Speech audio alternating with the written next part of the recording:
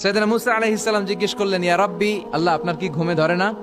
আল্লাহ বললেন, কোনো কথা বলা যাবে না, দুইটা গ্লাসের ভেতরে পানি নাও, পানি ভর্তি গ্লাস নিয়ে তুর পাহাড়ের উপরে দাঁড়াও। সাইয়েদনা মুসা আলাইহিস সালাম দাঁড়ালেন, আল্লাহরে আবার জিজ্ঞেস করলেন, আল্লাহ আমি জিজ্ঞেস করলাম কি আর আপনি করতে বললেন কি?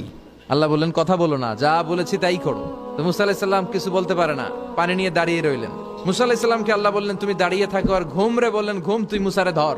ঘুম যে এবার সাইয়েদনা মুসা আলাইহিস সালামকে ধরেছে, উনি ঘুমের ধাক্কায় আর থাকতে পারে না, একবার ডানে যায় আরেকবার বায়ে যায়। ঘুমের ধাক্কায় হঠাৎ করে কাত হয়ে পড়ে যায়, আর গ্লাসগুলো মাটিতে পড়ে খান খান হয়ে ভেঙে যায়। আল্লাহ ডেকে বললেন, মুসা বেশি কিছু হেফাজতের তো দায়িত্ব দেই নাই, শুধু দুইটা গ্লাস হেফাজতের দায়িত্ব দিয়েছে। ঘুমের কারণে এগুলোর হেফাজত করতে পারো নাই, ভেঙে খান খান হয়ে গিয়েছে। আমি যদি তোমাদের মতো ঘুমিয়ে যেতাম, তাহলে পৃথিবীর সাথে সূর্য লেগে, সূর্যের সাথে চন্দ্র লেগে গোটা মহাবিশ্বটা এভাবে গ্লাসের টুকরার মতো খান খান হয়ে যেত রে মুসা। এজন্য লা তাখুযুহু সিনাতুন ওয়ালা নাওম, আমার ঘুমেও ধরে না, ঘুমের আগে যে তন্দ্রা আসে ওইটাও ধরে না।